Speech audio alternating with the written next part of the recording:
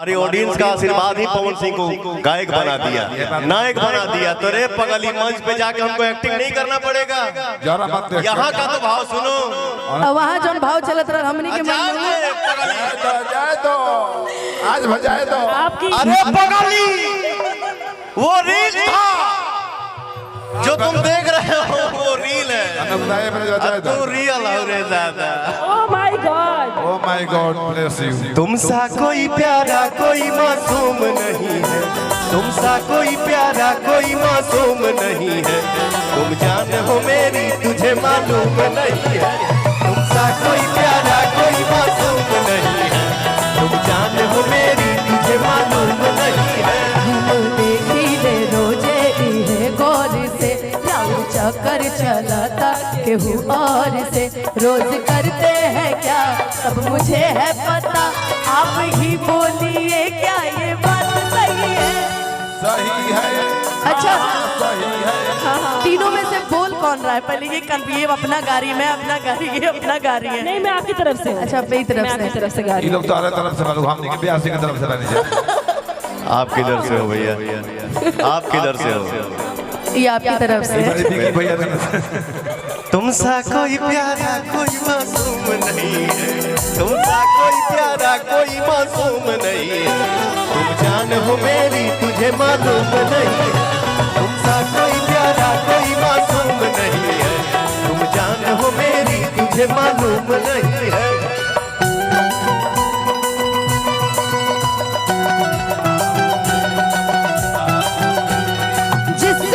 जान जुदा होगी क्या तब होंगे देर न हो जाए कहीं,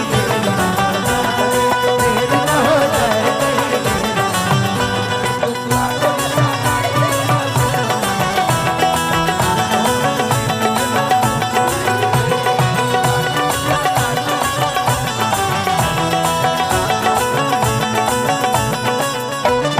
डेली राउरिया ना जाना लगल रहता। दिल पर हाथ धके देखो ई का कहता।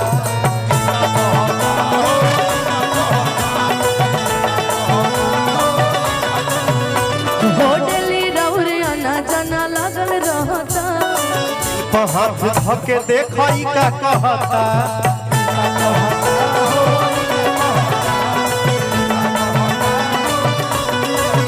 कहाँ थे रात भर सब मुझे है खबर, कहाँ थे रात भर सब मुझे है खबर।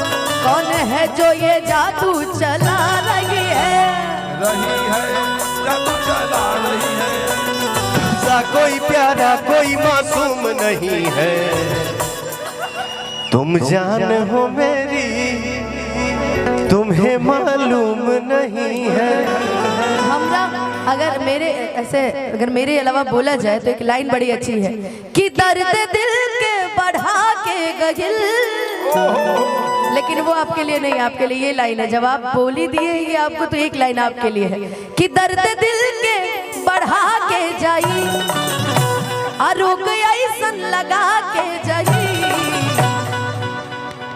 आप हमरा के 4 दिन इग्नोर जे करब इ त चूना लगाई के जाई।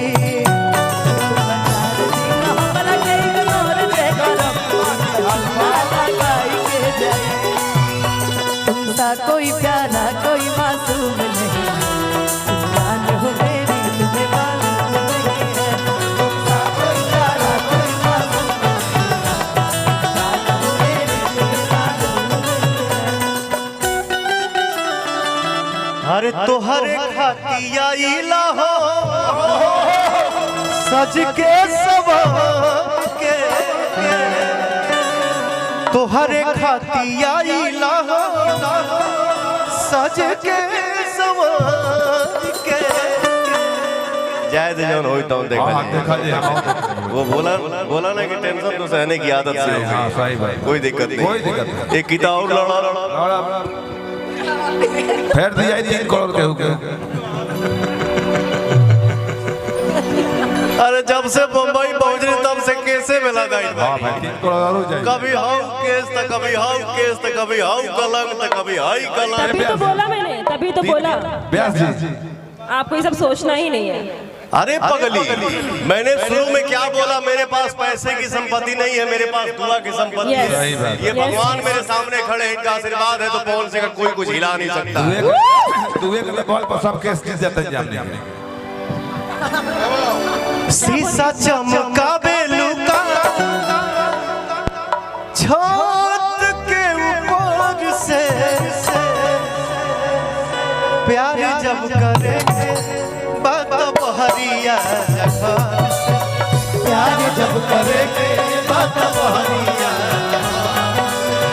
शीशा चमकावे लुका छत के ऊपर से शीशा चमकावे लुका छत के ऊपर से प्यार जब करेंगे बात बहरिया